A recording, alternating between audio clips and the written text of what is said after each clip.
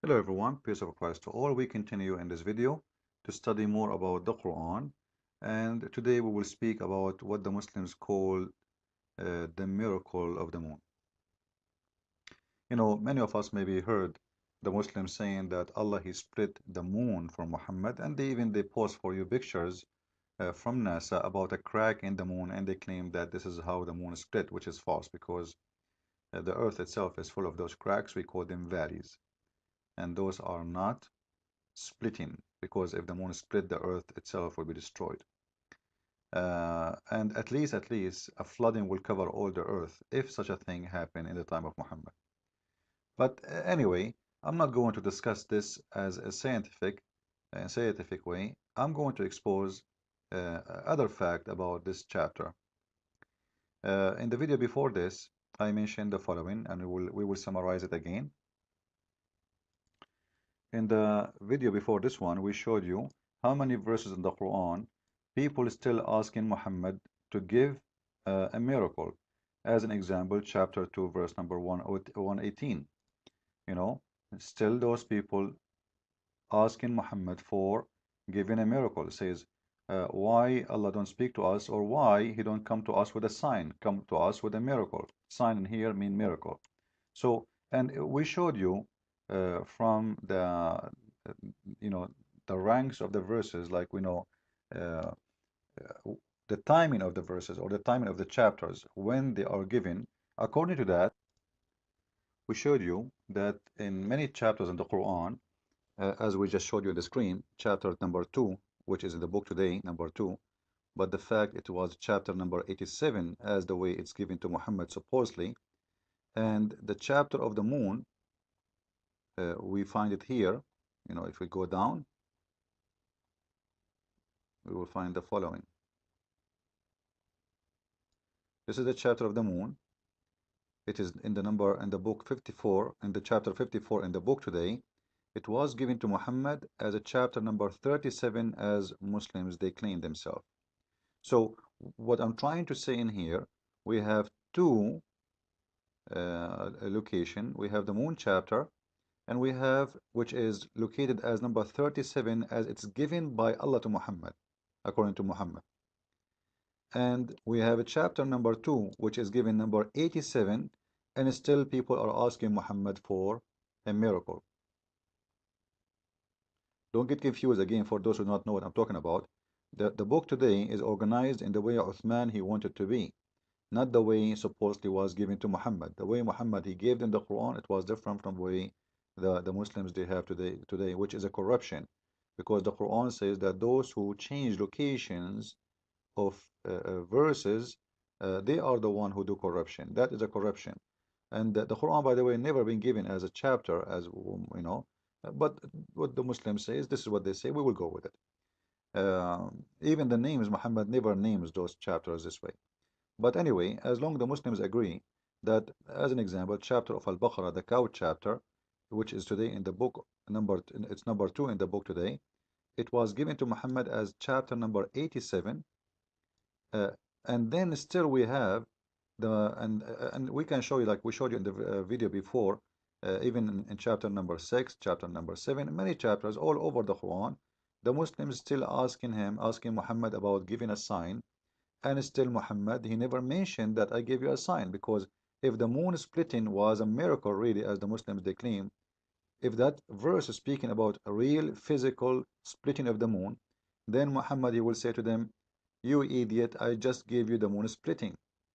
He never said that, he never mentioned it, because simply it's never been about splitting the moon.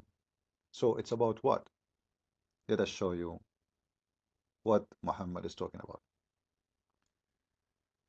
Muhammad was nothing but a thief, and he was filling up his Quran with poetry being stolen from other people, other writers, even those who exist before him. And today we will speak only, we can show you tons, by the way, tons of verses Muhammad he stole from Arab poetry, exist before him. But today we will focus about the chapter of the moon. This is the poetry of a man, his name is Imr al-Qais, and he was a Christian person. He's a very famous a Christian man who, who have a very famous poetry. Uh, when we read his poetry, for sure, for you, like you do not know Arabic, you will not know what you are seeing in front of you. The fact what we see in front of us is a disaster. It is a disaster. Because Muhammad, what he did, he stole from this man. You see all those have lines under them? Those are Muhammad, he stole from this man. Imagine.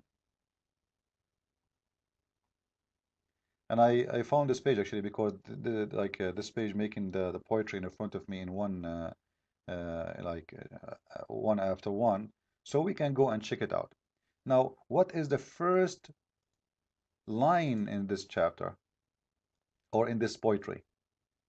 Guess what? It's exactly as it is in the Quran in the first chapter of the moon. That is Sa'a وانشق القمر. Let us copy this and post it in the search engine for the Quran and see what we will find.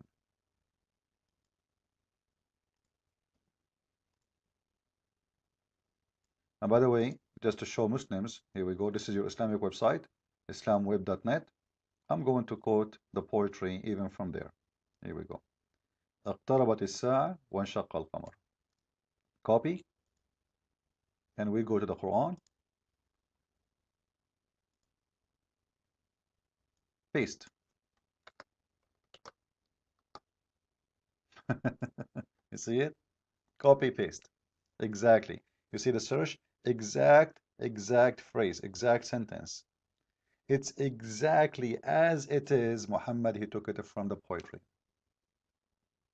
Now the Muslim, they say to us, who can make Quran like this Quran? And the man, Muhammad himself, his God, is stealing. Like Allah could not make a better sentence, better than this guy, better than this Christian guy who is making his own poetry. And he was not talking about the moon, actually. He was talking about a girl he is in love with. When he saw her, he says, oh, the judgment day come and the moon is split. What the moon is talking about? It's mean the moon, the girl she saw. She is his moon, her light. So it's a poetry about love, about, Muhammad, he took it and he put it in his Quran. So the first chapter, which is speaking about the moon splitting, have nothing to do with the moon, have nothing to do with the splitting of the moon, have nothing to do with science, have nothing to do even with the Quran. It was a theft. Muhammad, he stole it from this man. We continue because the disaster is not over here. We want to see how many verses Muhammad he took just from this man poetry alone. How many? And let us see. And as you see, I am copying it from the Islamic website. I'm not the one is I can copy. There's many verses, but I'm going to copy only from the moon chapter for now. Here we go. Copy. As you see, witness with me. Paste.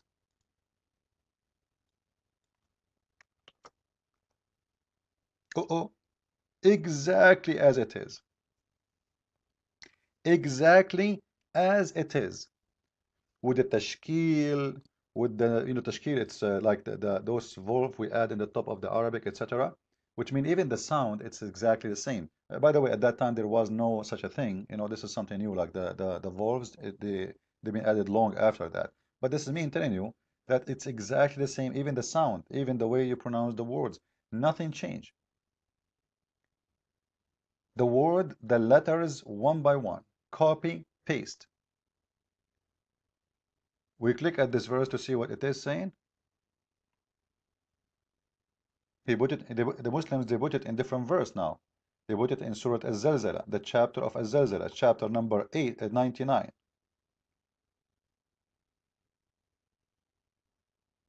Now, uh, you know, why Muhammad is taking it from this man and making it, and you notice he is making it as a start for his revelation.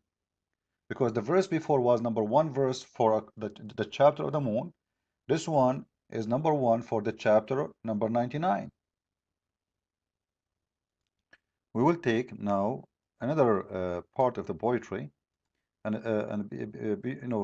look with me in here. I am copying from the Muslim website. You see, this is a Muslim website again. I will copy the second part.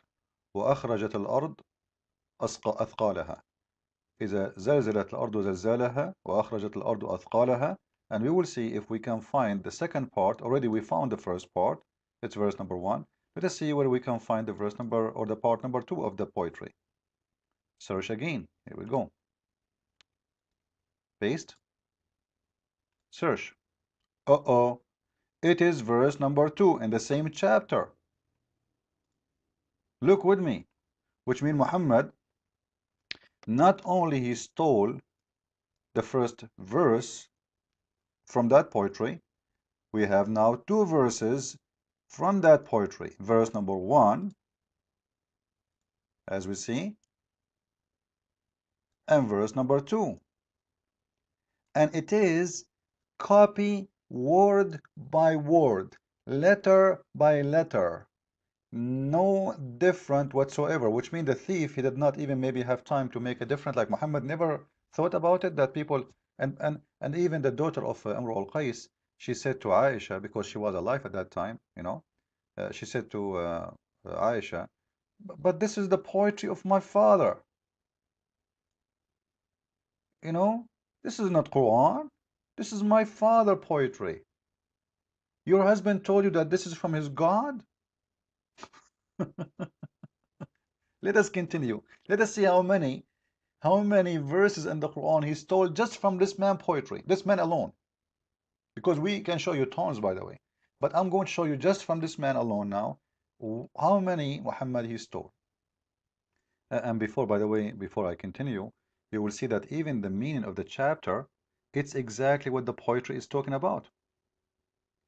You know, that the earth is going to be having earthquake, and the earth is going to bring out what is inside the earth. And the Muslims, by the way, you will see Harun Yahya, he's making this is about a miracle. This is about volcano, according to Harun Yahya, how Allah he know, which is very funny. Everybody know volcano, you know, thousands of years ago, everybody knows volcanoes. Uh, and the human being, he said, what's wrong with it? Then is going to tell the news that Allah, he is the one who ordered it. And then, you know, the people will be gathered.